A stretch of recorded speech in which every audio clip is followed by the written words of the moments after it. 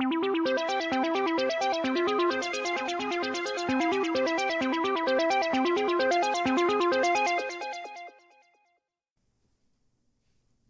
and welcome back to the Timeline Astrology podcast with myself, Gary O'Toole, and my guest today, Kishori.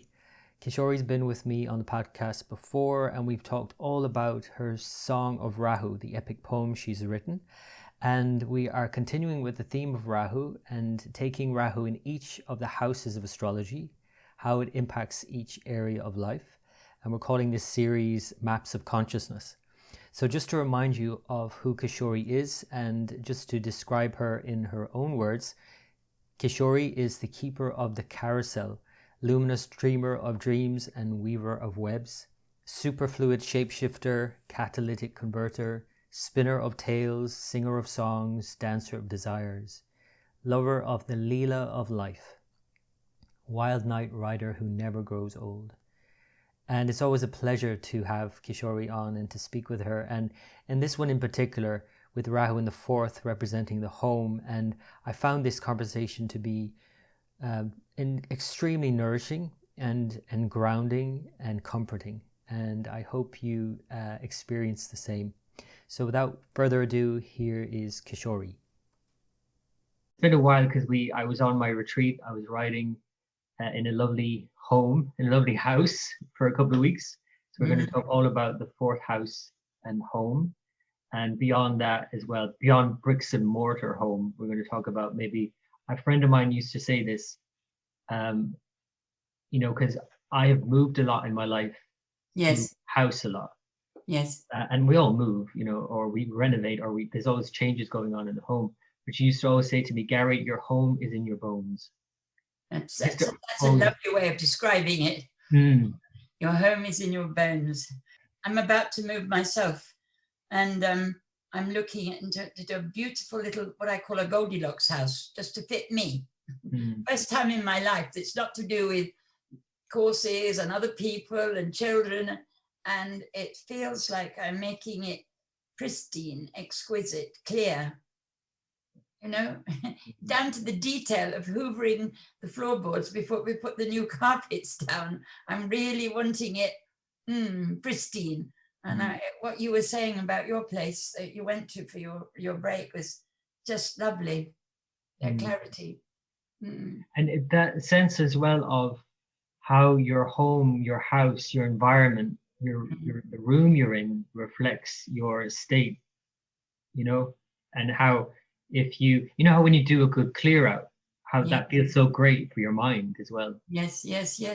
I do remember many years ago, a good friend of mine who had a store for books, and when he said when nobody came in the shop, or when the shop had been empty for a while, he would just go out the back and fold up a few boxes and put some rubbish out, and just be for 10 minutes, shop would be full.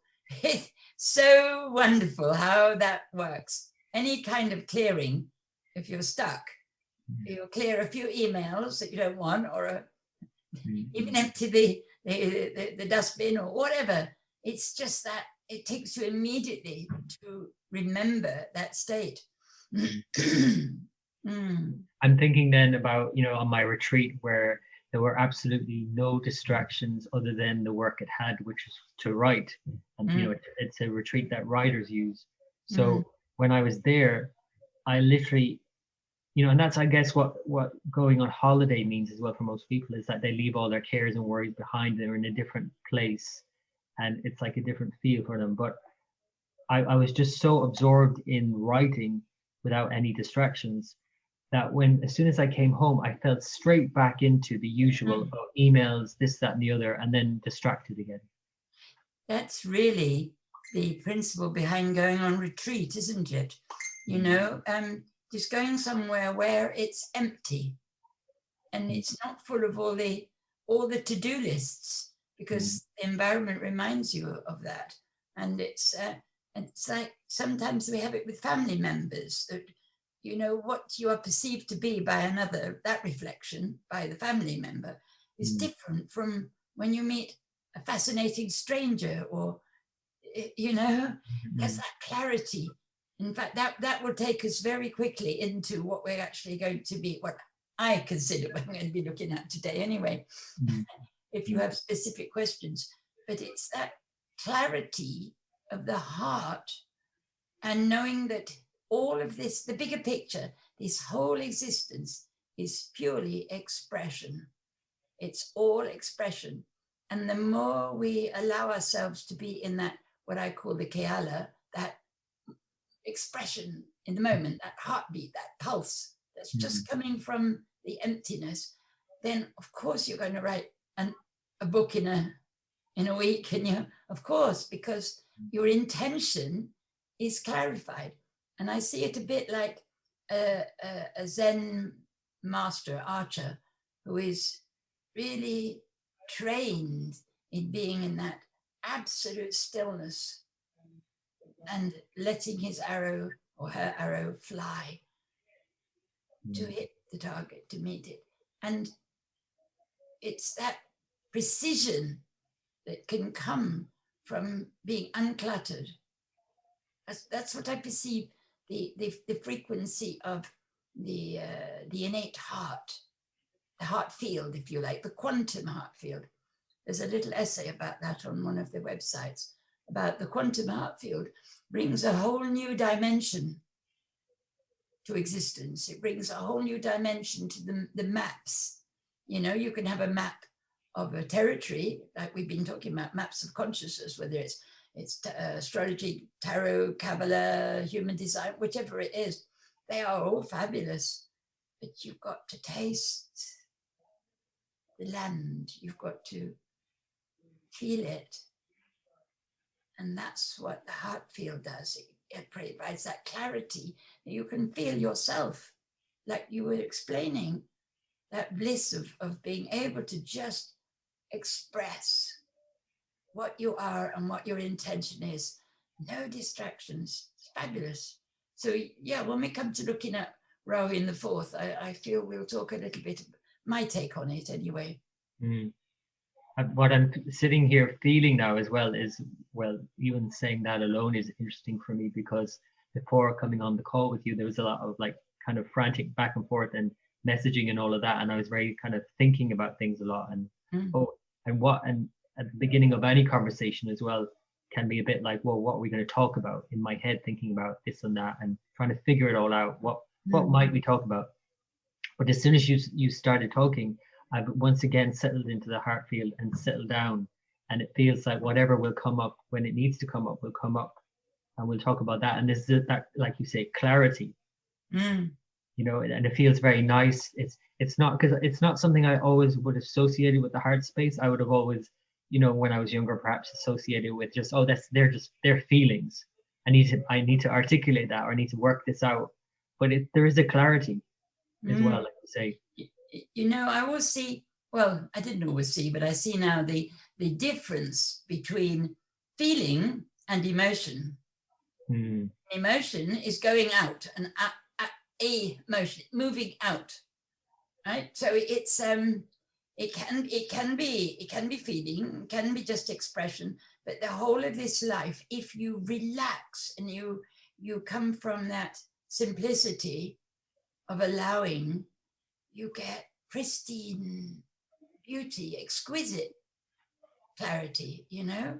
And it's the heart is very mixed, and I attempt to have a differentiation by writing the heart field with a capital H and my heart, my human heart, which is also valuable, because my human heart, when it's clear, has to be expressing the larger field.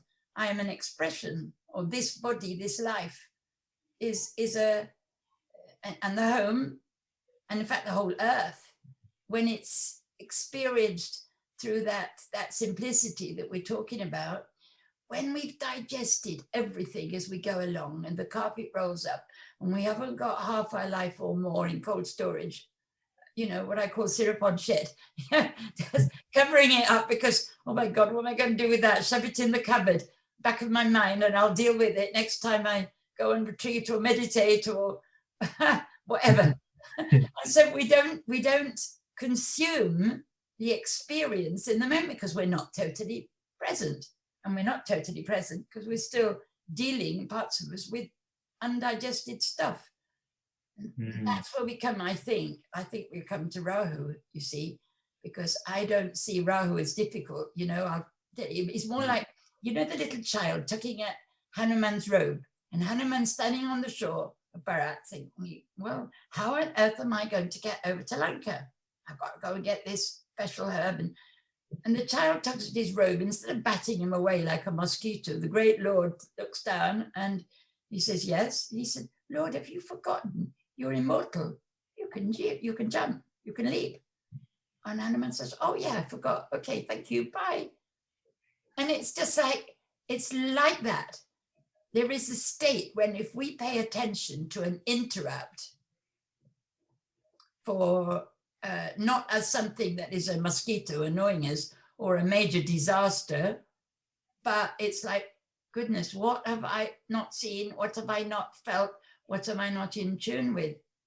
And when we get into the habit, when we train our neural pathways to observe or to engage with any Rahu experience like that, they pass so quickly.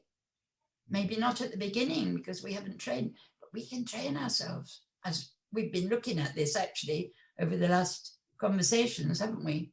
Mm. So I think it's wonderful. Any map, it's wonderful. As long as you remember, to enjoy the scenery, or to relax and look and say, oh, what am I supposed to be listening to?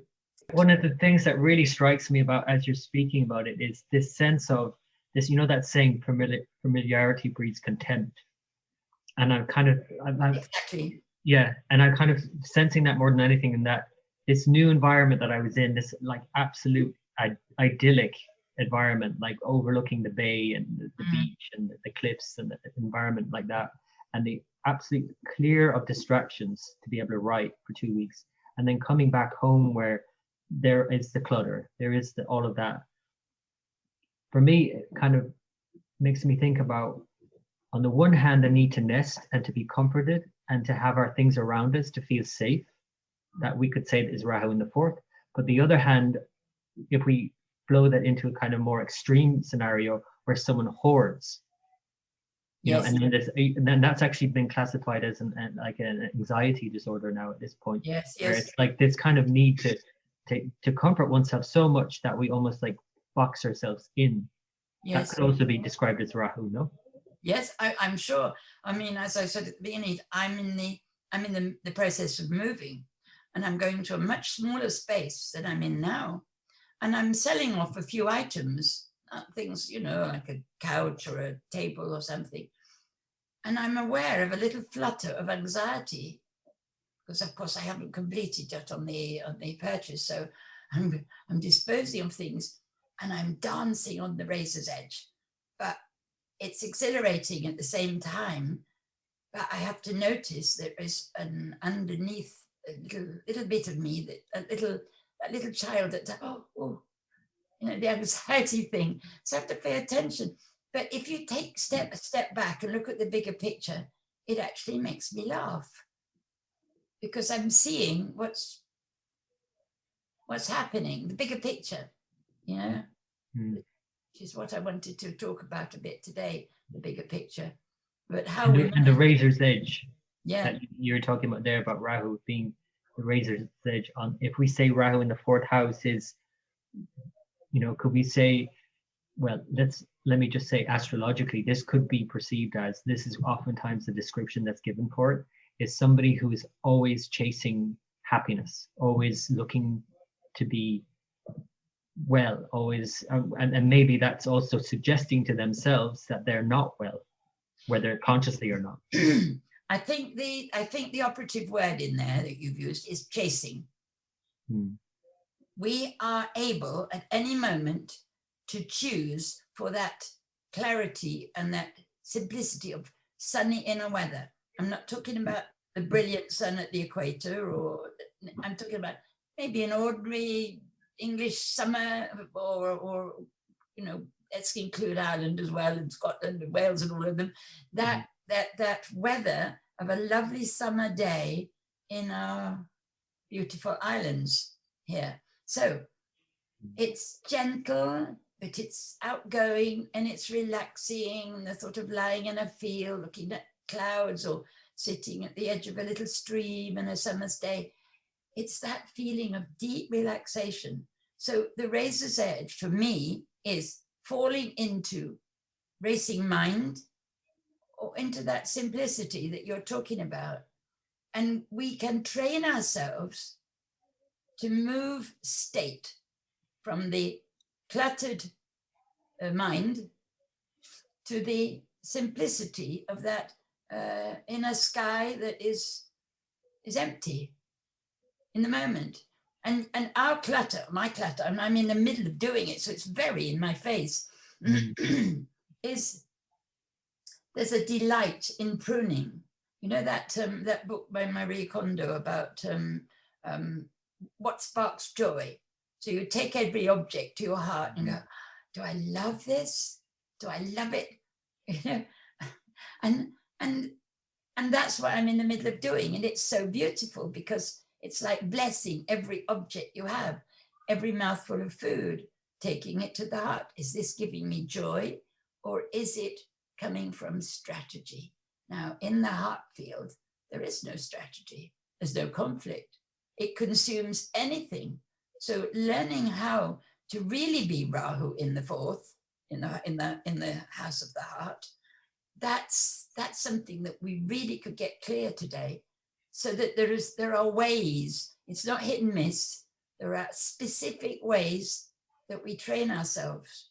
Now, you know, you've spoken about it often, about that you're in that kind of, oh, what's going to happen next, and how am I going to get this all in, and just relaxing, intending, like the Zen master with his arrow, to just allow.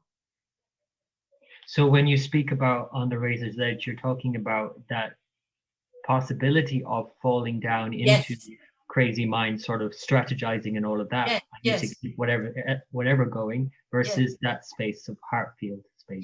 Yes. That's the razor's edge I'm talking about. You can either be in heaven or hell. In 1 second, you can be. You can be in. I mean, look how quickly it can go. And the heart is an alchemist. So the heart field will take and human hearts are the expression of that heart field, will take any experience, any memory, any thought, anything, and transform it.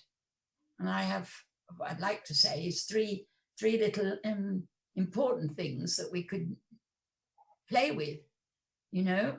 And sunny inner weather is the bottom line.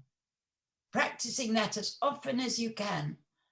And it comes from within, and then your outer starts to reflect that as expression. So you might have sometimes if I have no time, I've got some stones here from other parts of the world, just take one and place it with great precision and great clarity in a place. And it's the beginning of dropping a pebble in that beautiful pool of that ripples coming from an intention, and no barriers, nothing to stop it. So even if you can't clear all the clutter, you can do something like that, or take a breath. But a stone is very good for people who may find it hard to ground in the moment.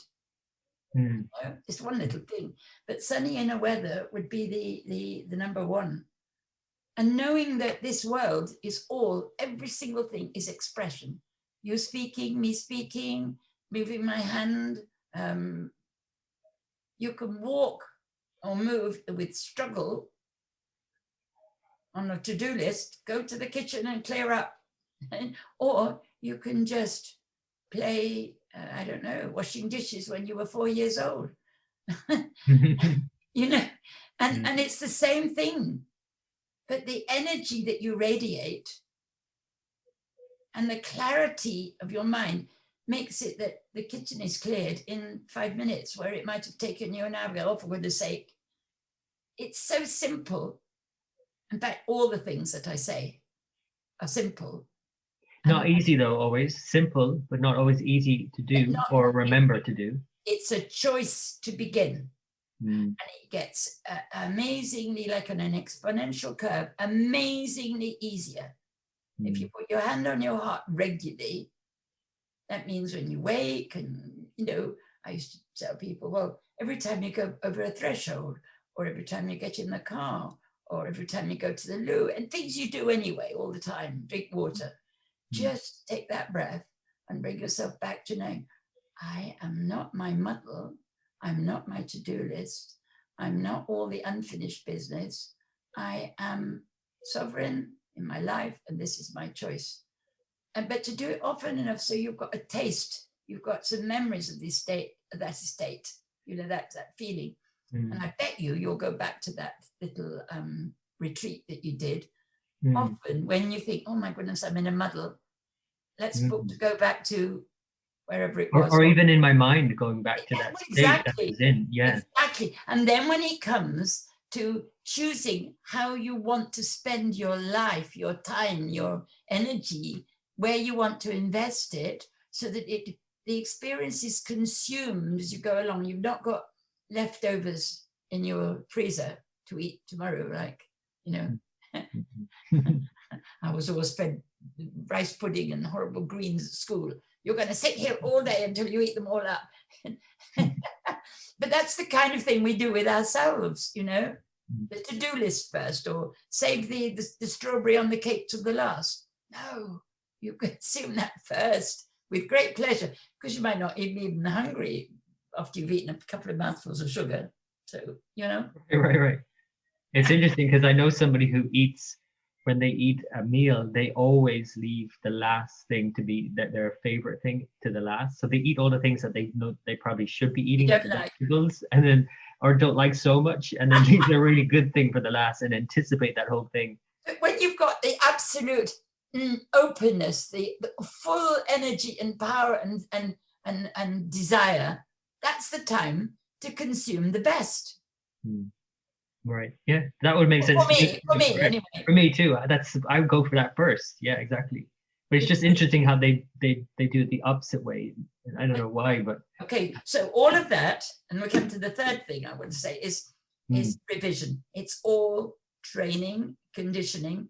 You are not all of your layers of conditioning, as we know. It's very simple to say that, but if we clear and revise every single memory, every single thought, every single little thing that you would rather not believe, because it doesn't serve you, then you have to have a little process, a few minutes every day of taking one thing and just sitting and clearing it.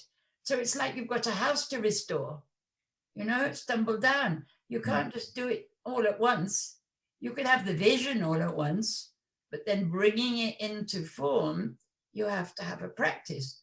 And for me, 5 minutes, 10 minutes, even 1 minute of clearing an old, repeating robotic pattern, or something that is bothering your mind, or whatever's in your face, because what I call the inner file manager will bring it up and give you an experience of it. See what I mean? It doesn't just, nothing just happens.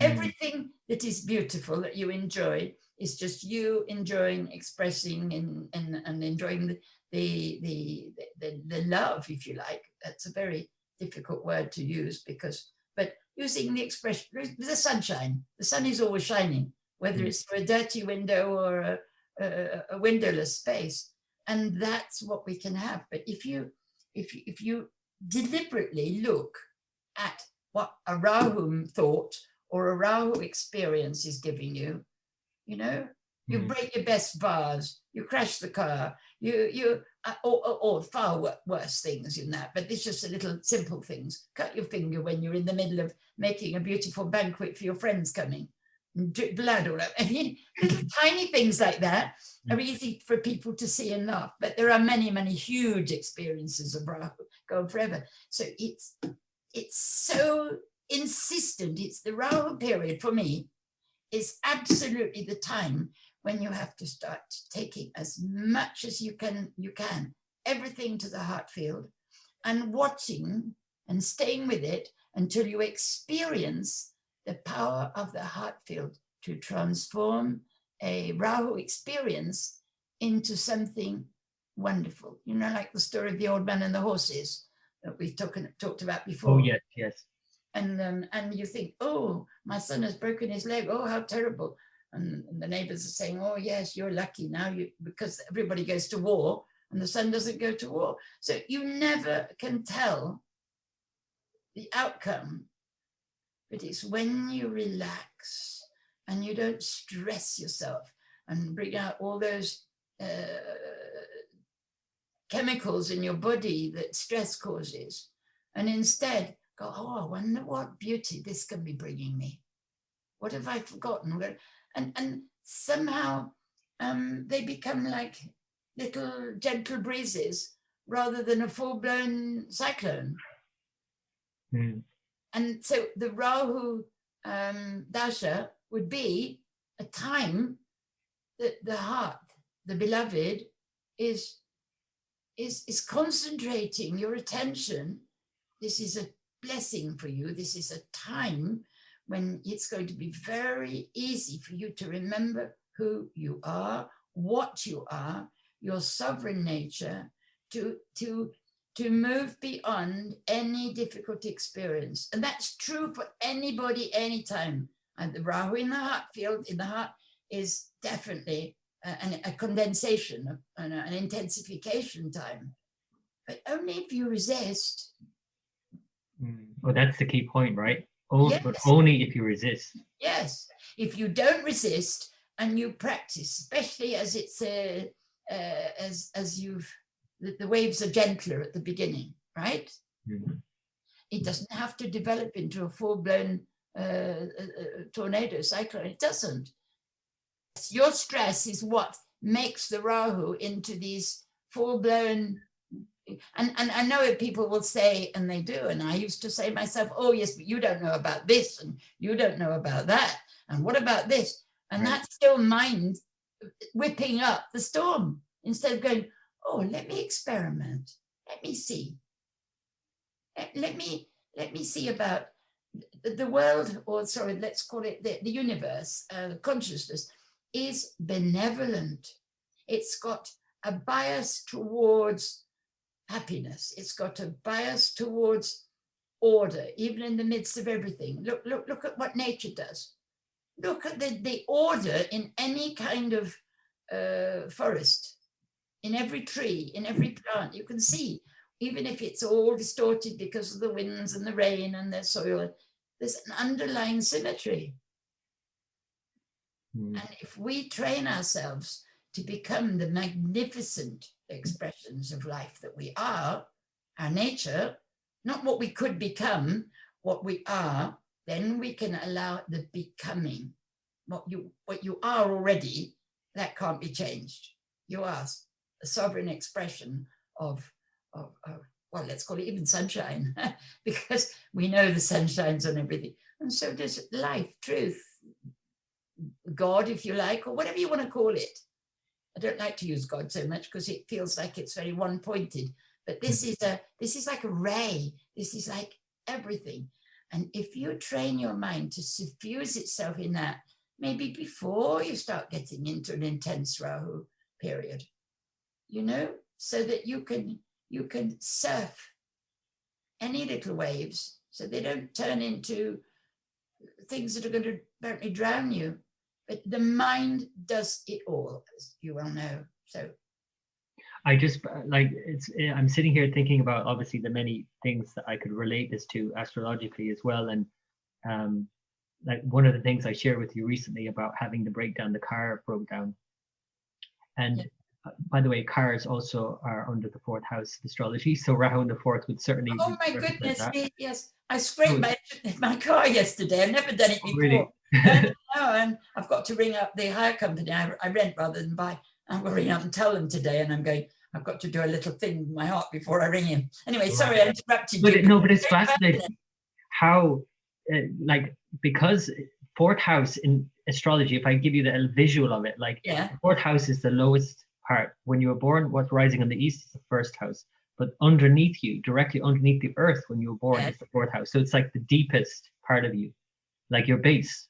Yes. So it's important, right? So the home obviously is important to anyone. But likewise, a car is like a movable home. It's like this fixed thing, not fixed, but in a sense, it's like comfort.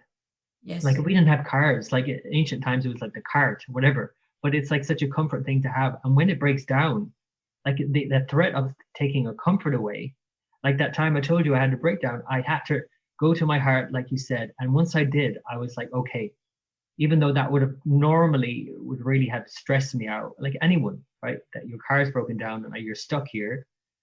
But I went to my heart, like you say, and there was just this kind of sense of ease and clarity. And what's really striking me from this conversation is that I don't need to go on retreat to be there. I don't need to like be in that kind of environment. I can be here in the mess and the clutter, and like you say, place the stone. You know? Yes. I like it. When you explain a little bit more about the inner workings of astrology, I love it, because you're telling me bits that fit so beautifully. It makes me smile, but I don't know that in a detail, you know. But placing the stone, of course, is why I use that, don't I? Isn't it? Because it's the base, it's the foundation. Oh, yeah. And why I'm hoovering the floorboards before I put the new carpets down. I love it. I love it. I love it too. And I actually, because I've moved so much in my own life, I actually love moving. So that's another part of my like chart. You can see that clearly in my chart, this kind of need for change. And I'm constantly like moving furniture around and doing different things. I need to like change, because that's the other side of it for me is, yeah, there's the clutter side of it where you need to find that stillness. But there's the other side of that, like you described, on a nice, balmy summer day where everything is just right. And again, the kind of that sense of familiarity breeding contempt, where, you know, you just after a while, you don't smell the roses, as it were. You don't see the sun anymore. You don't see all of that, and you slip in and you fall off the knife edge in that way, where you just don't see it anymore. And then you start complaining about things, even though you're in this lovely meadow, right? Does that make sense? That's Rahu. Oh, no, it's absolutely.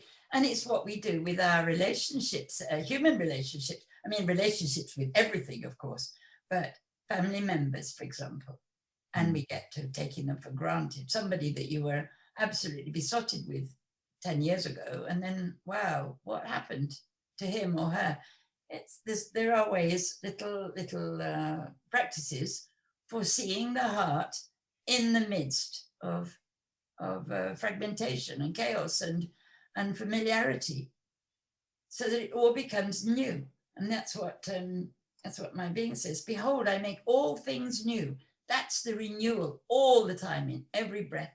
How the ocean renews itself in every wave. But we can make the choice of how we experience it. And matter reconfigures itself around you. It's not logical to the brain, to the ordinary mind, but it actually does, because nothing, not one single thing, is separate from you, because we're living this amazing movie, virtual reality movie.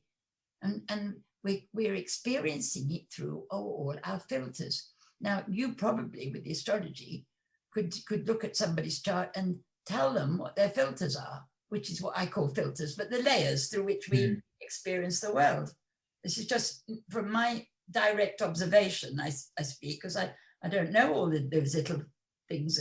No, but it makes sense. Filters is a good analogy, I think. So you see the world, you experience this virtual reality through the colors, the filters that maybe a lighting engineer might put spotlights on the stage, and he puts a blue ray on, everything looks miserable all the time, etc. But he gets the lighting just right, and he creates anything. And we can do the same with our mind, because that's how it is. So we make the choices of how we want. What kind of setting are you going? What kind of state? What kind of mood board are you going to put on your day, your life? You've touched on something like really important, I feel, because there's a distinction, and you know this, of course, but in astrology, the distinction between the moon, which is the mind, but the overall mind, like the subconscious also, and the feeling state and all of that, and Mercury, which is the rational, analytical mind. Yes. And the difference, of course, in astrology anyway, it's very clear that the moon really takes precedence, because how you feel is more important. Yeah. And that vibration you're sending out is above and beyond what you might try and tell yourself, right? Do you know what I'm saying? So how you feel is the charge. Yes, yes. And all of the dashes we refer to, the cycles, are the most important ones, are calculated from the moon, because how you feel your life is going is more important than what's happening. That's the notion. Yes. Right. So that's the difference between the moon, which is very much linked to the fourth house and the home and the heart and how you feel, and Mercury, which is more about how you think and process information. Yes. No, I get it. I just think I've so often talked to people who are client students, and how much more difficult it is sometimes to establish yourself in the state that I'm speaking about if you have a brilliant mind. Because a brilliant mind that is not anchored in what I call the heart field, or what you're describing as the moon, it's like the swords that in the tarot, it just goes straight through, and it can destroy everything. The mind like that is totally able to make heaven or hell in a moment. And I'm just looking, because I've, as you know, a lot of Mercury in my chart, and I'm learning so much. It's delightful to listen to you talk about the astrology, because I get little light bulbs going on. Oh yes, that's why I see it that way, and because it's looking at the map, a beautiful map of something, where it's with more detail, finer detail. But it's how you engaged with that map, how you engage with what you've laid out for yourself. And every little bit in your story, every filter, every little, I don't know what you call them, Rahu, difficult challenges in your malefic, you call it, don't you, in the story. Any little malefic thing, you can transform. It doesn't have to be that way. And that's why I say that revise, being the third thing, well, it's almost the first thing. I don't put them in order of significance, but spend time revising what rays or what layers or what filters you have in place. Get to know yourself and know what this self is in expression when it's not being examined and brought to simplicity, brought to the heart field, because you get a harder time. And the map is not enough. The map is okay, but the map is not enough. You have to actually play with it from this space of, let's call it sunny inner weather, expecting, knowing that life is here for expression. So therefore it is benevolent, it's biased in favor of harmony. And it's so easy once you've trained your mind, and that doesn't have to, you have to think about it or put your attention more on it, shall we say, reflect more when you get started on a difficult life situation. And then you have to say, yeah, I've got to practice this every day, because I might not remember 24/7, but you do eventually, and not so fast, depending on how difficult the circumstance. If you are in real despair and a really heavy Rahu period, you'll certainly bring yourself to a place where a solution is.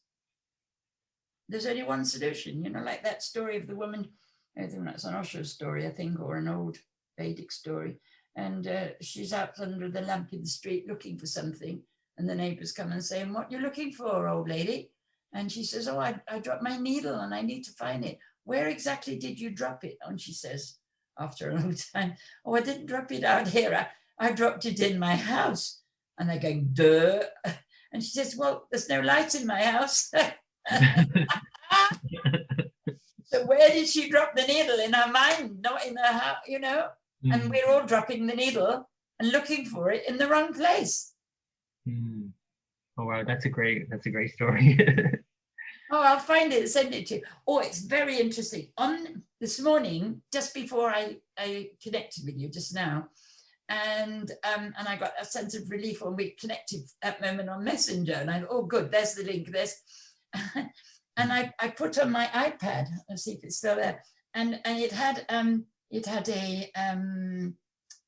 let's call it a piece, and a little piece I've written on the Song of Rahu, which has got lots of, anyone who wants to look more about Rahu and the heart, go to the Song of Rahu, because it's beautiful. Just hang on a second, I'll find it.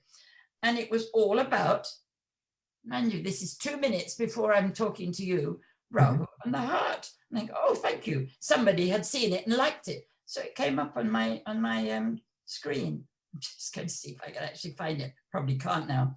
But anyway, no, never mind. I spent too long looking for it. But it's so simple. Once you see that the heart field is a field of total coherence, a place where no conflict can exist, it's impossible. There's distinction, defining lots of exquisite detail, but that is not conflict. It's an exquisite, elegant, delicate beauty. That's harmony. And then when we go to the furthermost resonance, as Rahu calls it, the dissonance at the furthermost reaches of the infinite resonance. But it's still, even though it's a dissonance in experience, it's still not the truth, not the absolute truth. Because if you practice training your mind to rest in this space of sunny inner weather, harmony, and you find when you can't, you don't feel you have the bandwidth to be playing with it all the time at the beginning, find yourself little clear spaces. Make a little clear corner in one corner of your house where you can go, oh, you know, like walking into liquid honey. You know what I mean? Mm-hmm. So you have to find little ways of reminding yourself. But once you begin with clear intention to live in the space where conflict is immediately consumed, because the heart feeds on darkness. It's an alchemist. It will take any situation, any perceived experience of disharmony, it will take it into the heart, and it is transformed. It cannot do otherwise. It's its nature. So here, that might sound like philosophy, but you, each one, and anybody that's listening, and all of us, have to take that philosophy. When something resonates in your body, in your mind with that, goes, oh yes, has to be so. It has to be so. The universe is not a to-do list. It's a benevolent, playful expression of love, of beauty, of order, of magic. And the magic is simply the razor's edge, shifting from the apparent muddle, chaos, into this. And we are here, and we are sovereign. So we have the power to do this. In fact, this is what we are with that rainbow bridge, that little bridge of flesh and blood, that with a little clarity, doesn't have to be much, we could go, right now it could be. If anyone's experiencing some difficulty now, put your hand on your heart and breathe and feel your feet on the ground. Lots more little twerks, little things we can tweak. But basically, hand on heart and breath. And the stress starts to go. Different chemicals emerge in the moment, those beautiful ananda, whatever it is, anandamide stuff, can't remember all the names. And you begin to feel and be the solution. And it starts to send out this ray of choice.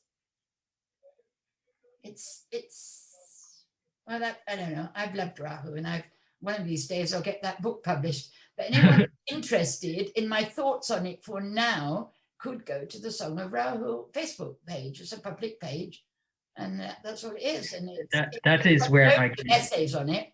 That is where I first came across your work. Yes, that's how I first came across you. So the Song of Rahu, and how is the book coming along? Dare I ask? Oh yes. Well, the thing is, we started to move. I mean, and Vanessa, who helps me with it, and she does bits of publishing and all sorts of magic magic woman. Anyway, she's moving as well. So we're like, oh my God, I have to put it on hold because there's about 3 people written, heating engineers ringing, and this one. And that's why I crashed the car yesterday, because I wasn't as tempted. Never done it. Might not crash it. I got a little scrape on one side because I wasn't totally centered. You know, I could have been paying extra attention. And that's what maybe a map can do, is to remind you, perhaps, a map of consciousness, remind you now, weather forecast. Watch out for the weather forecast. Take your umbrella with you. Pay attention, you know? And maybe I could have avoided it. I probably could. Well, yeah, but then it's also, like you say, a reminder. Like when I'm driving my car now, since it broke down, every little noise it makes, any kind of little noise the engine makes or anything, I'm like snapped out of my unconscious driving autopilot and then back into the moment and like, oh yeah, okay.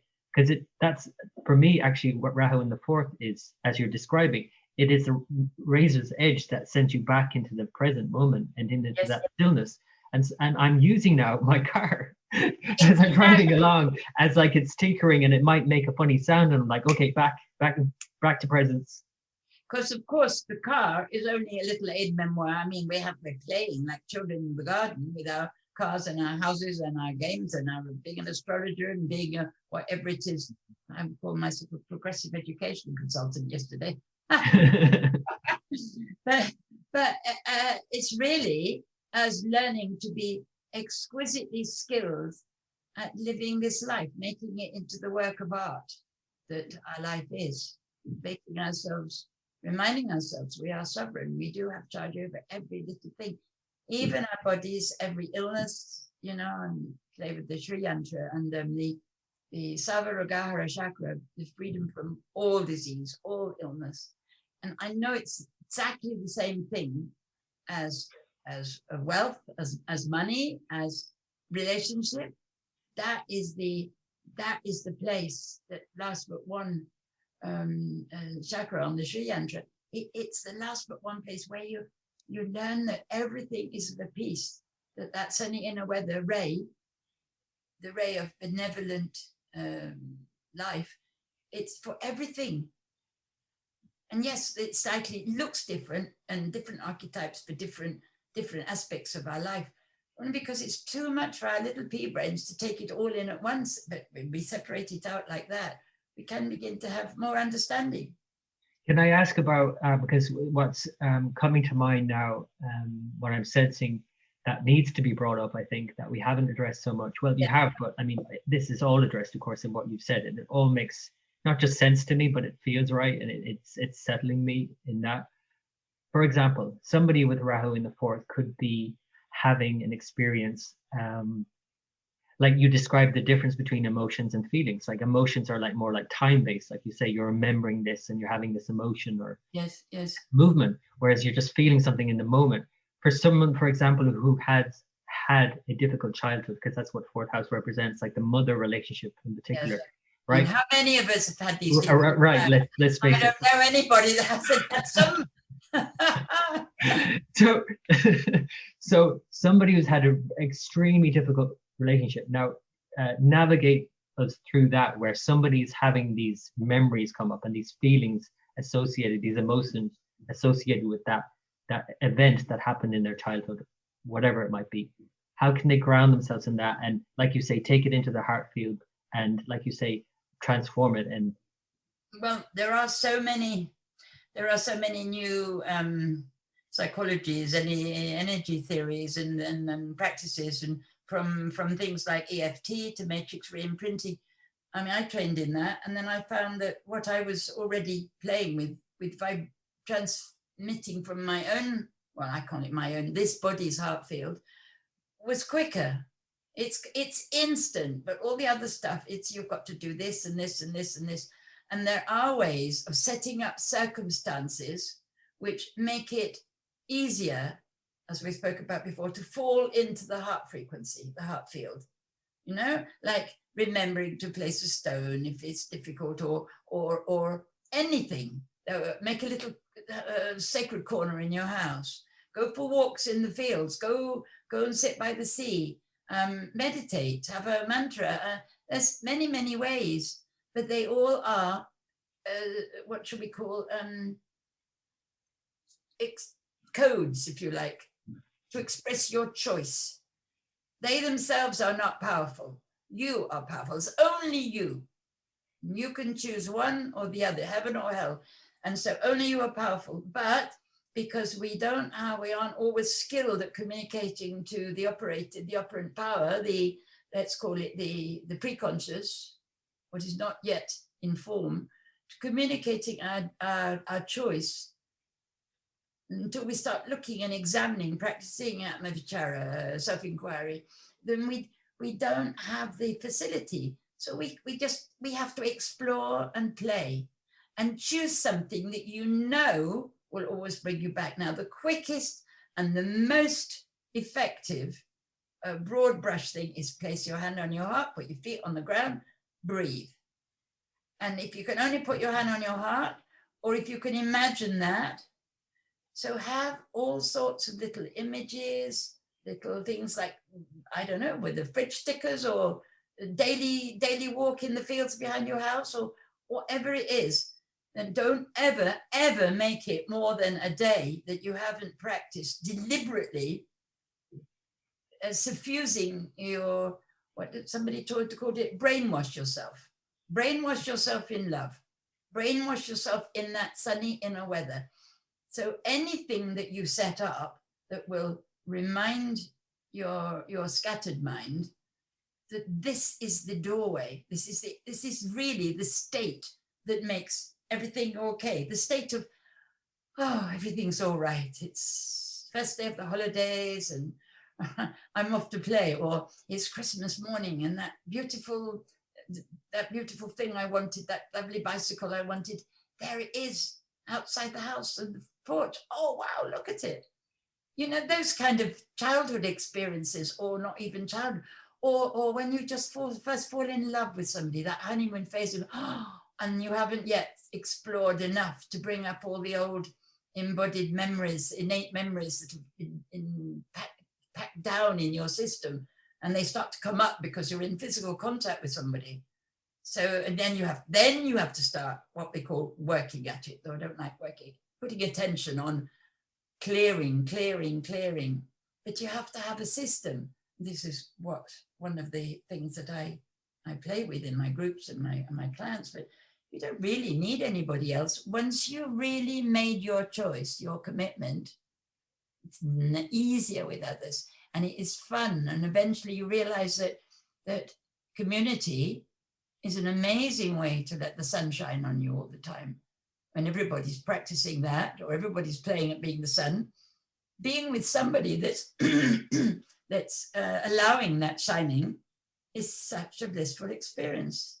Being with another that is not really got an agenda with you, it's just hanging out.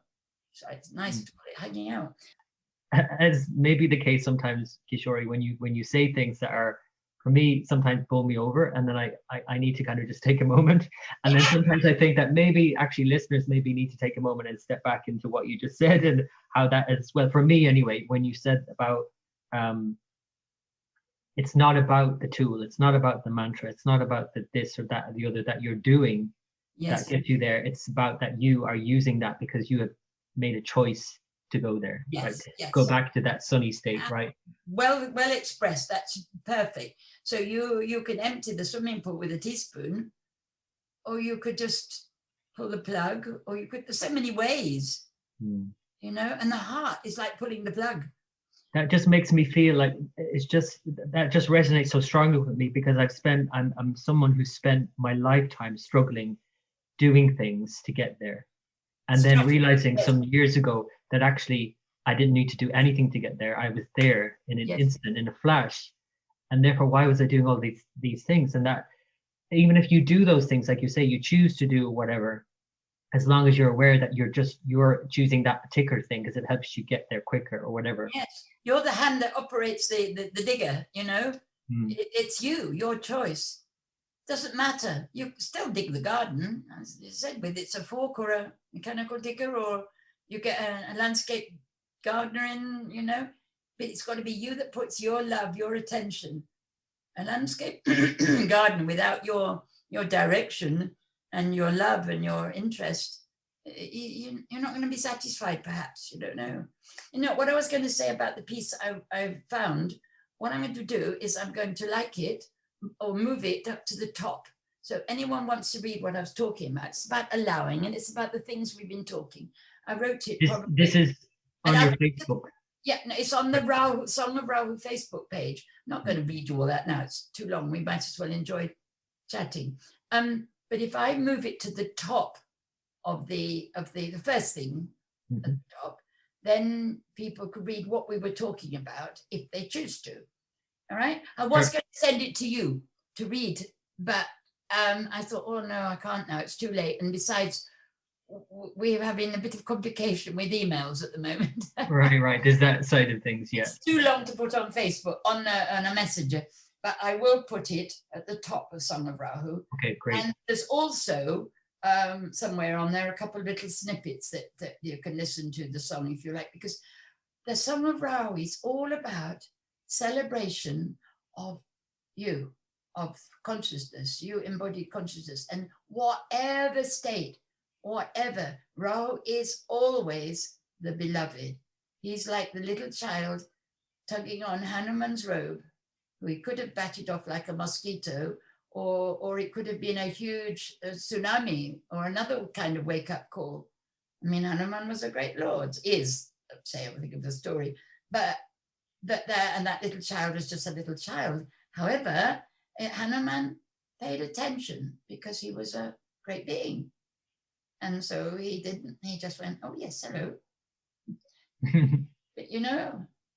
That just reminds me so much of what I'm getting from this conversation more than anything. It's really profound for me, actually, that the images of like placing the stone, or, you know, within all of the clutter in your house, whatever, or driving the car and just being present, or, you know, a memory comes up and an emotion comes up, and that it's always about centering. It's like another image that's really strong in my mind at the moment is like a map, like you use the word maps of consciousness.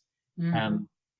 It's like when you're using a map, you obviously have to orientate yourself from where you are to go anywhere. So it's the same with astrology. It's like, that's why I believe with astrology, like you say, there's so many filters. You could so easily get lost in the stories and all the different filters. But if you're centered while you do that, it's great fun, actually.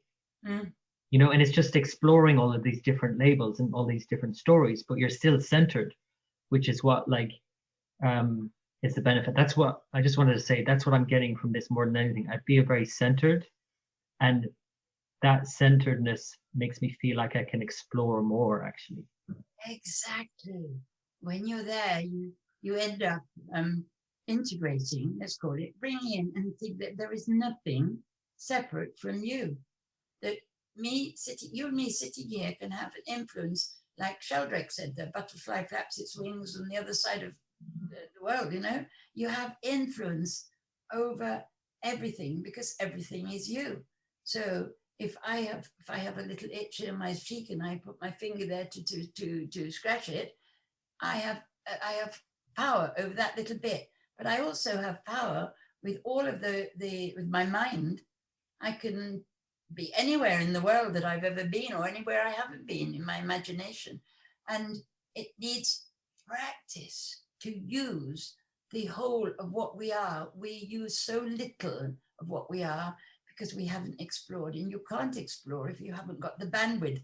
And if you're full of stress, mind clutter, you can't explore. So of course, meditation, but meditation is such a broad brush word, but it's one of the tools, and there are so many different kinds, but being present in your body, knowing that you are in charge of every cell you have a love relationship with, every organ, every single thing, everything. And it may not be all at once, but it can be all at once because the heart does this flip, what I call magic, which is perception shift.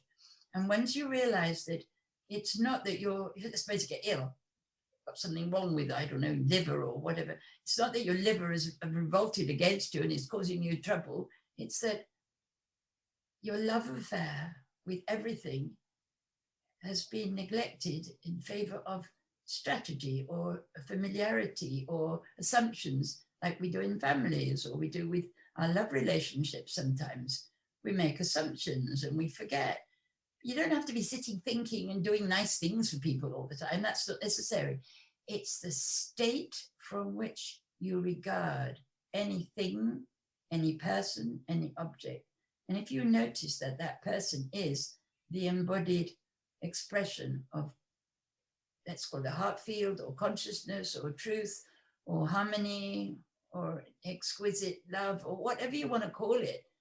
And there's so many words that we just don't have. We don't have the familiarity or the skill yet to accept in poetry or song or dance. So so sometimes simply expressing through a dance or a movement or a sound. You know, I know what we're coming to in the new order, the new creation, the new human being that's not yet born. I know I'm not yet born. Is the real me is expression, is ceremony, is celebration. That's the way we are meant to be living, that the whole of life is a divine puja, a sacred offering.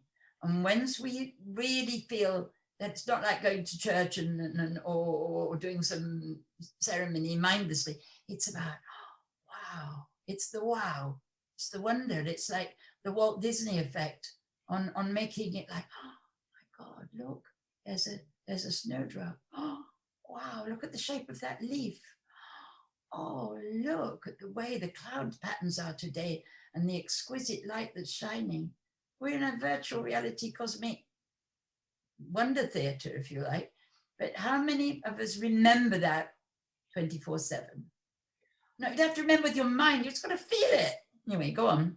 This reminds me of something I really want to relay here, because astrologically, as well as my own experience, is that Jupiter, the planet of, which represents coherence and oneness and that connection to, and wonder and magic, actually, when it's very powerful in someone, there's this wonder.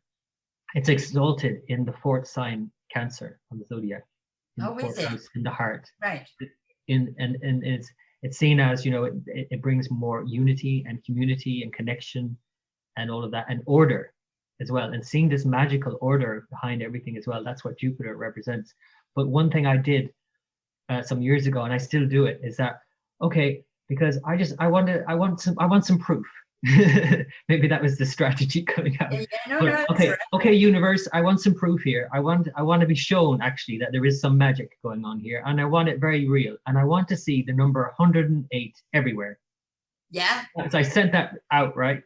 And lo and behold, everywhere I went, and it still happens to this day. And when I'm more conscious of it, it happens more. I'm driving behind the car, 108 on the license plate, and you know, the time is 108. That whatever.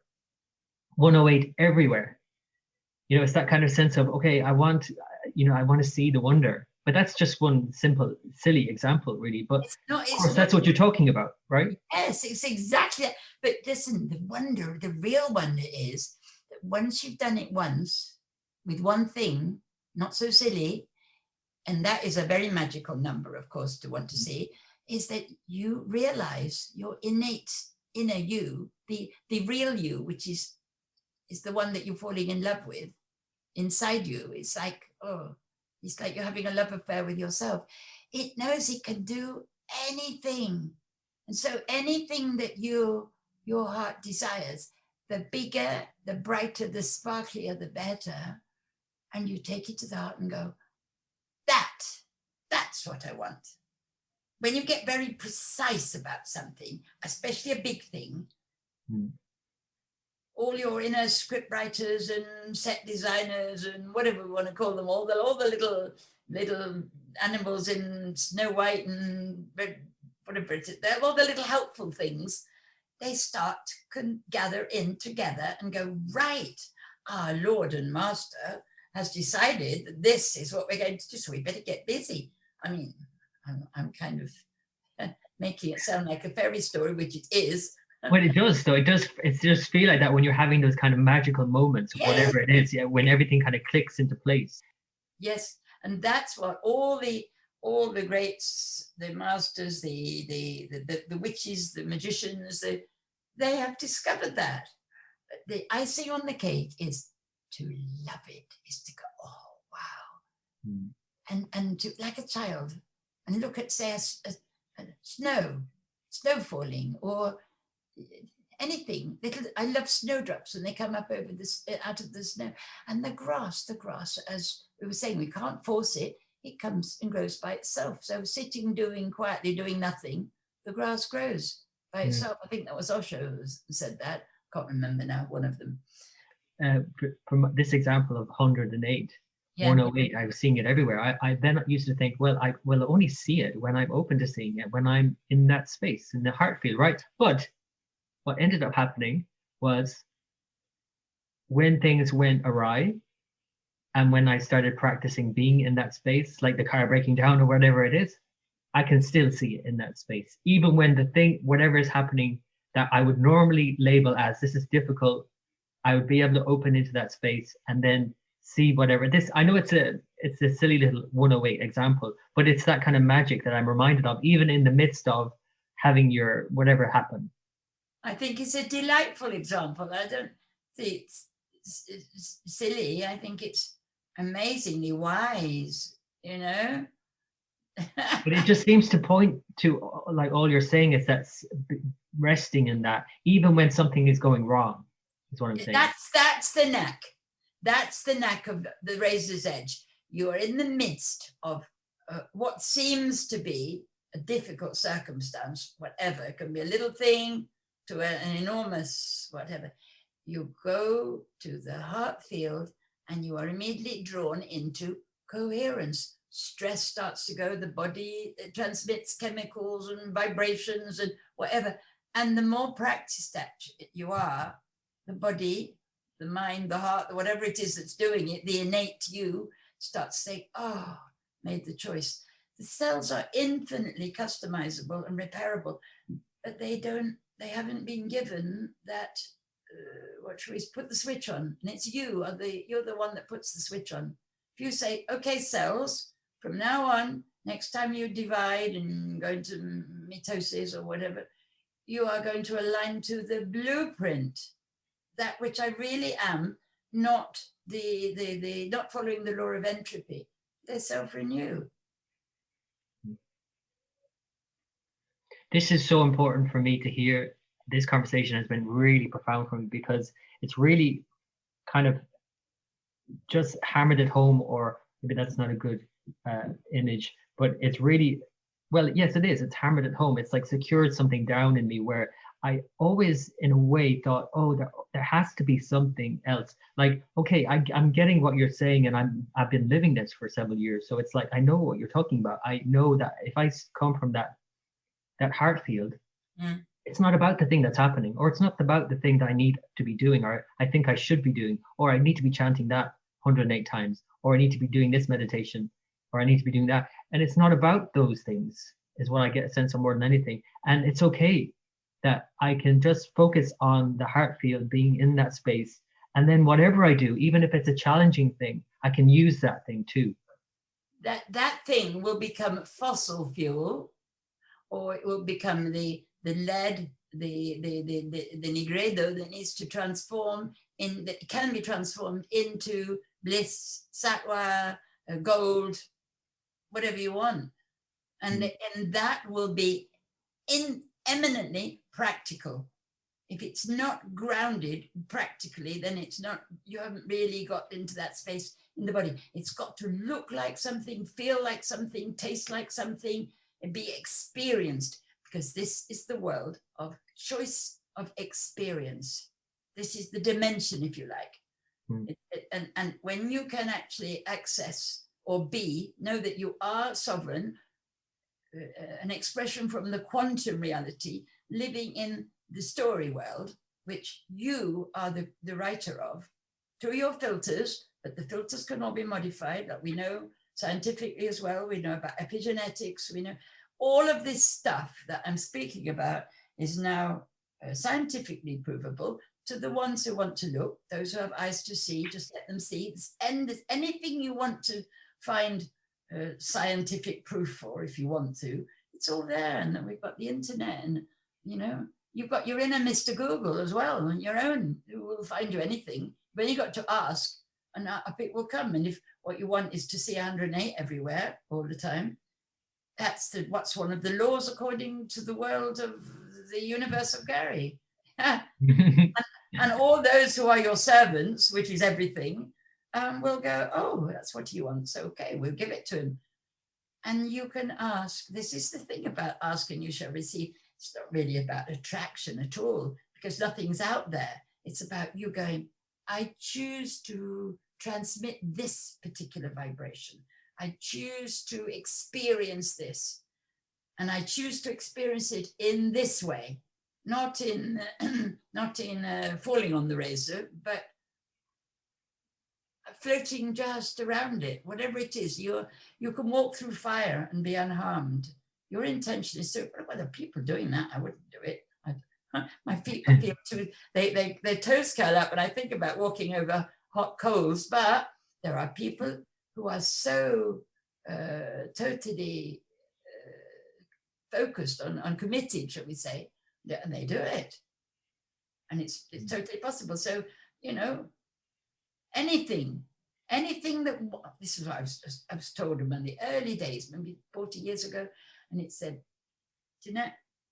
Kishori, anything you want, anything you choose, all the secrets of the masters are yours for the asking. You just have to be interested with feeling. That's the two things. You put mind, which is your focusing tool, and your feeling. You're going, oh, wow, I wonder. Like a child putting its fingers into the socket of an electric plug. It's curious, curiosity. And those three little things about making your inner weather, your state. You can be in any state by choice. So just practice exploring this world. So some periods when you are quiet, when you're not doing anything, when you're doodling, this is essential to get to inquire, practicing self-inquiry, revising anything, making it a different story, changing the story, going to your heart and changing the story. So suppose you had I remember I had one client, his mother used to beat him every day and it was really like difficult childhoods we were talking about. So I got him to review it all, and we reviewed lots of times to start with. But eventually, she herself was set free. I mean, from where she was existing between lives, she came and talked to a friend of his who was a bit psychic and said and showed him what had happened to her. I won't go into the whole story, but it's extraordinary. And there are so many extraordinary stories like that. All you are doing is changing the frequencies, changing what you are transmitting. And if you transmit distress, anger, sorrow, misery, irritation, that's what you get back, because there's nothing out there but you. And all of that doesn't mean you don't express your emotion. You have to, in fact, search out those little ticking time bombs that we have left from childhood and revise them.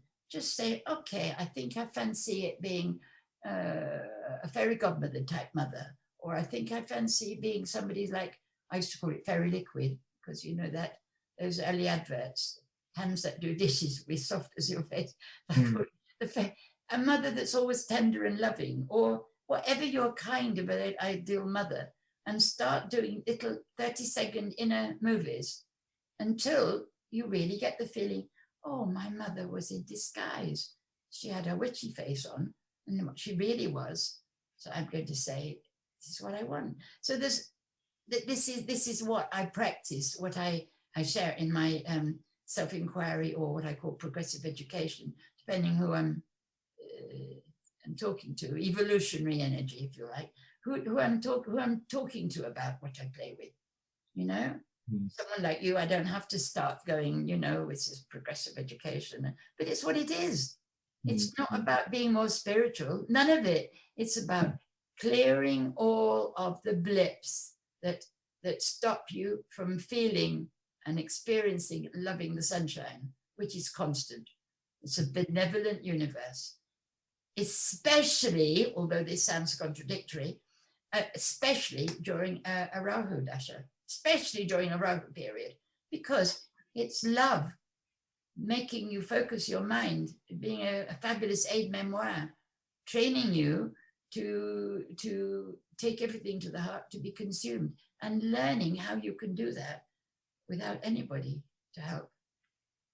You know what, Kishori, I probably would not have, well, it's all hypothetical now, but like having been through most of Rahu Dasha, 18 Yes. years, I can sit here and really, it really resonates with me, like, and that makes sense. If I had just started Rahu Dasha and I maybe wasn't in that kind of space and wasn't practiced in that, and Rahu hadn't taken me there to that more extreme, I might have just, like many astrologers labeled Rahu, what are you talking about? This is not my experience. It's just the extreme that we keep looking at. And I keep obviously referring to that because I know that many astrologers listening to this will be like, well, yeah, but what about this? But what about, like, anybody you speak with, when you bring them to that heart field, and that Rahu part of them will be, oh yeah, but she beat me, or she did this, or she did that, or whatever, or this happened to me and that happened to me. But what about this? There's always a story. And for me, so what I'm trying to say is that after 18 years of Rahu, that's what it's taught me. The very thing you're teaching me here.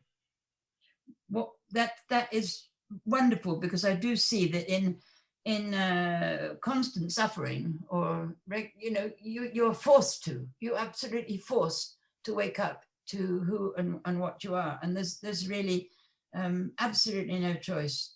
And I wouldn't know.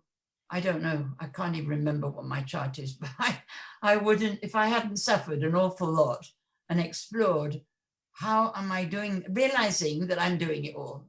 And that is the big thing, realizing that there's only me doing this. So if I'm doing this, I'm creating this effect, I can stop it. If I hadn't explored that, I wouldn't be able to be here. And I kind of inside, I'm not laughing at, I'm gently smiling at anybody I see going, and now what? And he's done this, and this has happened. This mechanism of projection is what I mean. Withdrawal of projection is what I mean by that third thing, the revision. Anything that this is an absolute now, anything that His or Her Majesty, which is you, does not like in his or her life, or has a preference about, anything, you have to find the way of withdrawing the projection. That means that if let's say we've been talking about a mother that beat somebody, or she did this, and transforming it in your mind story, because your mind does not know the difference between your story and what actually, your thoughts and what actually happened. It's the feeling that makes the difference. It's the feeling that brings it to life. That's why just reading books, unless it activates a feeling in you, and reading something that someone else has written it's interesting, but unless it kindles a fire in you, it's pretty useless. It's very dry. It's like living in an old ancient library and not having any real contact. But you don't really, if you let the fire in your own heart catch a light. I think it was Wesley said, catch on fire with love and they will come for miles to watch you burn. You know? That is it. So anything in your life, know that it is not a given, anything at all. And use it as a place of finding the nigredo, finding the prima materia, the lead, the shit, if you like, that you transform into beauty. And you don't have to do it. In fact, you don't have to do anything. You take it to the heart and you feel your desire and the complete illegitimacy of having this layer imposed on you, because that's what it feels like. And then going, well, I did it though, because there's nobody else out there that could have done anything to me. If I hadn't given, because I'm suffering, how could anyone do anything unless I've given them in implicit permission? you know, because then they're only their reflections in their own life. Of course, they're real to themselves. But this is what the practice of self-inquiry and what I play with in my groups, and I play with it in my own life every day. And I remember doing a little study of gurus for a few years, many years ago, to understand what a guru was and why we needed them. And it's like, if there's no one out there and it's only me, why am I doing that to myself? Because I'm pinching myself to wake myself up. You know, like the fool at the beginning of the tarot, and he's being bitten with the little dogs in one pack. And it's like, okay, we don't know that there's nobody. We don't know that I'm the dog that's biting my leg as well as being the fool wandering along the primrose path. So self-inquiry, knowing what a human being is, what you are, and what potentially we can become, the magnificence. I mean, it's like, wow. It makes you go, really, wow. You know how this is so profound for me, because I am like, you know, living what you're speaking and have been for some time now. But again, because you're like in your own mind a lot of the time with it, or in your own heart, it's so great to hear that confirmation from someone else who's doing this. Because for me, everything that I've experienced in my life, whatever you want to look at in my chart, has transformed. There's like literally a pre and post kind of experience going on, waking up, because everything that you would look at in my chart, and there's quite a lot of challenging things in my chart, right? I wouldn't have gone on this path if there weren't. But every bit of it, I see it as me, because I see my chart as me. So it's like, I can't say that, oh, that was my this, and this person did this to me, and this happened to me. Yeah. No, it's all me. It's all in my chart. Do you know what I mean? So that's the kind of, it's all like kindling. So now there's a pre and post kind of experience, where pre that I would have been like, this is just challenging, and that person did this, and that happened to me, and that happened to me. And now it's just, this is what it is. That's so wonderful, because that's your gift to the people who come to you, that you are, and I know it's innate in everybody. We are a seed of something, and we are not the full-grown plants or consciousness that we're meant to be. We are still seeds. We're still evolving, and it's our what should we call it? Let's call it our dharma, our destiny, to transform into being a full functional, full spectrum embodied consciousness. And we have to take all of the little bits, like you're saying in your chart, that you've transformed. It's a natural thing for an acorn to become an oak tree. It's natural for the seed, the dreaming seeds of a human being, to much more complex than just an oak tree, because we've got all the mind. The mind can make it, speed that process up and make it more like benevolent, more beautiful, and more, or the mind can slow it down by being in reactivity and resistance and make it go slower. So it looks as if, you know, I'm being tortured to infinity, you know. So that's an important distinction, because when people arrive at astrology, at that questioning, why did this happen in my life, or what will happen? That's the other thing. They project it forward, because if this happened in the past, therefore this then is this going to repeat? I get this a lot. Like, oh, this happened in the past with this cycle, with this planet transiting here, and so on. So is that going to happen again? It's like, when you realize what you're saying, it's like, no, of course, because that was pre and this is post. You now have awakened to who you really are. Yes. And it's not going to happen the same way it did before. Exactly. The you that just is, before and beyond space-time. I mean, I see this, I don't know whether I've got it here. Is it? Yes, there it is. Excuse me.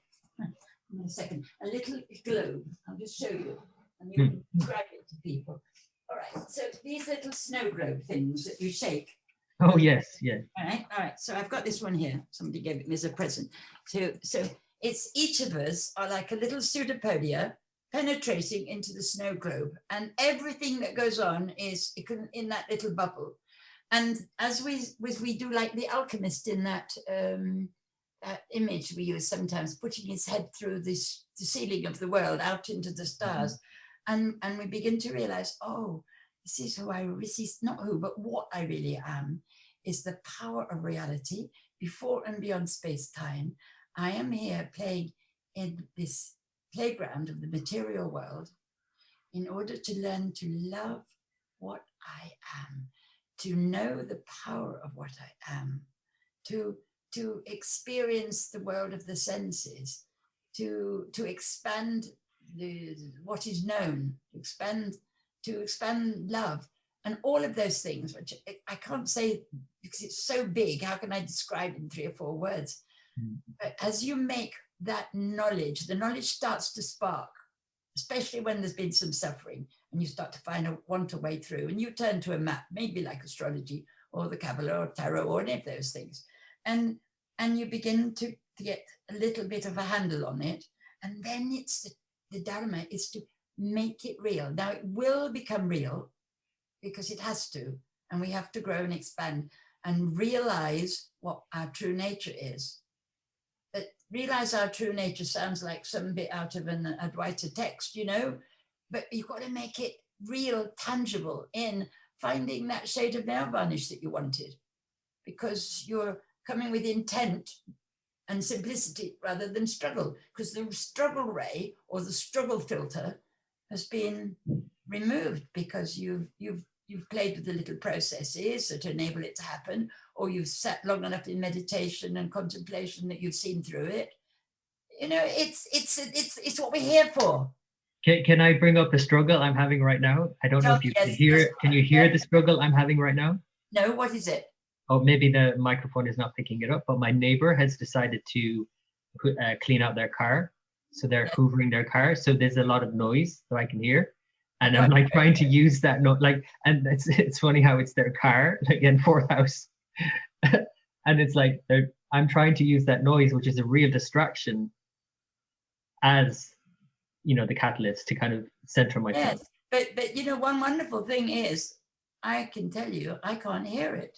Really? Okay. It's interesting because I can, and it's actually, not only can I not hear it, but it's actually my mind is going into contraction, thinking, oh, that's really annoying me, and I can't really tune into what Kishori is saying. Oh, now it's stopped. But I was trying to, it's gone now, but I was trying to use it as something, can I be present? Can I be open and allow that to be?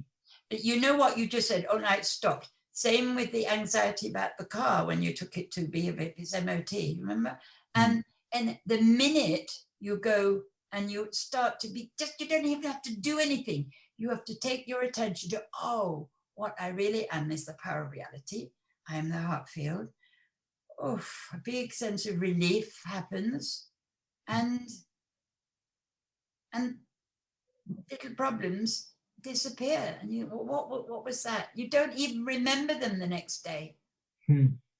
Right. That's the thing. It's like it's amazing how we, in this, like it started again, but you can't hear it, but in this moment, how stressful. Time now, you're listening. Right. But and I will. But the thing is, it's just a little bit of noise in the background. How on earth could that take up so much of my energy, and my stress can increase with something so silly? But at the same time, like you say, so you won't remember it next day, and yet we use those things. Do you know what? Things like discordant sounds. There's a way of listening to them. And you're experiencing them in your body, because you're not in your head or somewhere in your ears, because then you're not experiencing them out there, they're experiencing them in you. So there is a way of turning that sound into the most beautiful song or beautiful melody. There is absolutely a way. 2 days ago, I thought I'd pulled a muscle, 3 days, in my lower back, and I couldn't move. It was such agony. And I thought, oh my goodness, I can't walk, can't do anything. So I'm sitting there, and after a while, I go, okay, I'm not going to start taking anything for it. I'm just going to sit here, feel it, and I start to breathe. And then I realize, oh, it's a little tiny bit of blocked energy. It's nothing much, because it was spreading all over my lower body, and it's so strong. And now, I think 2-3 days later, it isn't there because I breathed and I watched it and I experienced it transform into a kind of orgasmic flow. I decided what it was. That I wasn't going to have to go and look for a chiropractor or I decided that my body knew exactly what to do with it, and it was a purpose. It set something free at the back of my head because I relaxed. There was a little block in the back of my head. And I went, oh, wow. So not only do I get relief from that, I get a lesson, another lesson if I needed it, in practicing what I know, what I would say to anybody else, if they ask me, and I transform it. And I've got more freedom in my body than I had for several years in the back of my neck, because it was obviously something that needed to happen, and I allowed it. Another one of the big words I use, not big, but the big spaces, is the word allow. You've got to allow from the right state, intending to allow.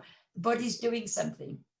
But it's the allow makes sense, and also like is that noise has just knocked off again, and it's like, how when you put some constrictive clothing on, or there's something like your shoe is like pinching you or whatever, and then taking the shoe off, and it's like, and the noise stops, and it's like, that for me, it's like, isn't that Rahu? It's just like, it started again, right? So it's like the contracted state and the release, and the contracted and release all the time.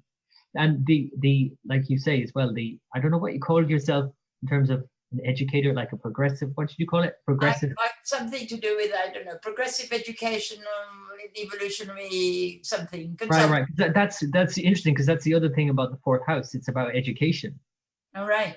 It rules education, like early education, like formal education and things like that. So it's interesting, because like it's amazing how, if only we lived in a world where, well, we do, but unfortunately it doesn't happen for school. No, but in schooling, I mean, we don't. We learn all practical ABCs, but we don't know. We don't learn how do you what is your heart? What is all of this? How do you work all of this? Right? That's the other side of it. It's a shame we don't have people like you teaching in schools on how to be. But I've got pilot schemes going for teaching what I call results to children, so that they're very easy. Did I ever tell you the story? One of my results courses many years ago, a woman said, now what am I going to do with my 5-year-old? He's in a class and he's crying because he never wins the class raffle. No? Did I tell you that? No? No. And so I said, okay, I can tell you in 2 minutes. At 5 years old, he'll know immediately. You tell him about magic, that he can, I don't know what I gave her, something. And I gave him a little practice to show him. She showed him, and then he was winning every week or every other week, or Wow. And not only did he know how he got what he wanted, but he learned a lesson at 5 years old of a practical demonstration of his in his sovereignty. You see, so we have to play with these things. If it happens and it doesn't irritate you, and you smile, and you feel, and you enabled this practice of turning into a melody without turning it, and it does, or either it doesn't happen. Your neighbor never washes the car when you're sitting in your room wanting to record or meditate or whatever. It never happens. Always when you're out or you're doing something else. That's one way. Or it doesn't bother you. It's the same with relationships. This is how I play. One of the main things I do is couples. Establishing the pathway back to seeing the honeymoon effect all the time. Understanding that a marriage or a relationship, a union is precisely to feel the love. So you've got to put a bit of welly into it. It means you've got to pay attention. It's not hard work, but it is ruthless attention. It's amazing how, because hold that thought, because that is for the next time, because that is Rahu in the 5th. All right. Now it's amazing how you progress just seamlessly from 4th house, Rahu in the 5th, because the 5th house is like, if I explain to you and what we could, and maybe this is, I guess, is our cue to wrap it up. Yeah. We did go on a bit longer than we normally do, because I just couldn't stop. Never mind. I needed to listen to you for the whole time. But anyway, switch off and start again, because we're only saying the same thing all the time. No, I know, but it's just, this was for me particularly, Rich. I know I say that every week, but anyway. Listen, it's only for you and it's only for me. Everything we do, this is for me. I'm Yeah. enjoying it, because the thing that most got me at the beginning was that how pleasurable it was to talk to you about these things, talk to anybody, but to get some widening, not only the pleasure of the conversation or the interaction, but the pleasure of widening my own field. I already love it, these maps, but more. So it's a pleasure for me. So it's only for me. I'm not doing this for anybody else. I'm here No, because I love it. I love it, because that's perfect. That's for me how I approach things as well. Because Yeah. if I write something, for example, and I write it for someone else, it's useless, absolutely useless. But if I write it to please myself, anything I ever do in astrology work, for example, it's because I can't find it. I want to find this thing and I can't find it, so I'm gonna write it myself, or I'm Yes, gonna do whatever myself. absolutely. I absolutely agree with you, because I know when I read things I've written or I hear myself speaking later, and I realize, how come I never read this in any book or anywhere else? And I do find my own ways, like talking about something called Mr. Frosty Breath. I mean, he's that Mm. cap on the top of the oil well, and he squelches things before they've even started to grow. I've got all this individual, rather fairy tale childlike language. It's just my way of being. I suppose it's to do with my Mercury, Hans Christian Andersen story life bursting out, whatever. Yeah. But I just do it for my pleasure and my own evolution. So And I think the pleasure principle, the fifth house, when we get into that next time, we'll explore the fifth house when we talk about romance, which is what yes, fifth house is all that's about. lovely. Romance, love.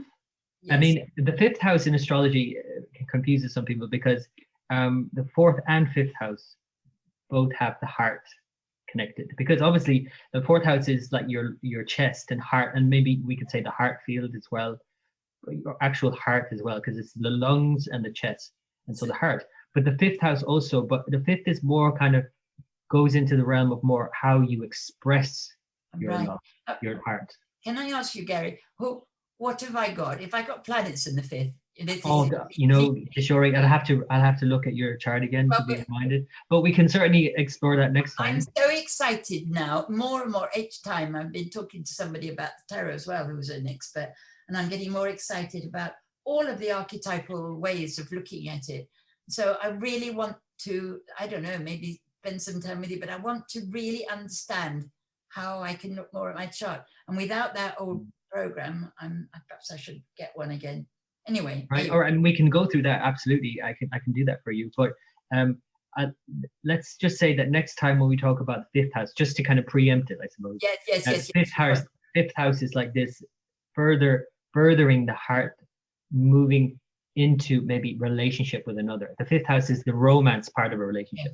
One of my favorite areas, because ultimately that ultimate romance is especially with things, people like Rahu and beings. I mean, people, I call it personified, but everything, because your romance is with the real you. And oh, I've got so many lovely things I play with. One of my best programs is playing with couples. Oh, wonderful. I love that. And the other, of course, the other thing as well that you'd be familiar with is children.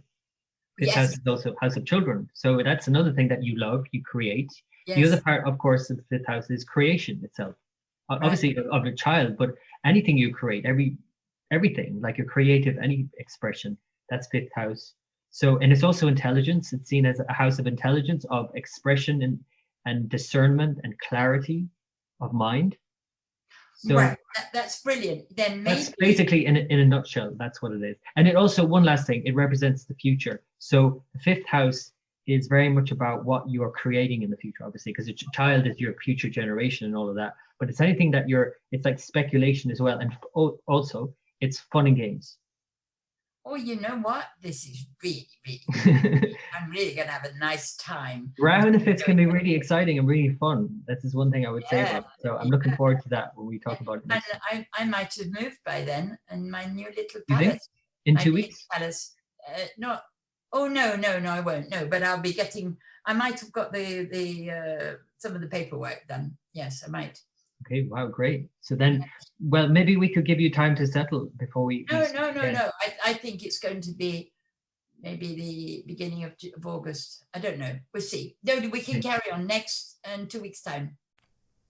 So looking forward to the next conversation with Kishori in a couple of weeks' time, where we'll speak all about Rahu in the 5th house. Thank you so much for listening to this podcast.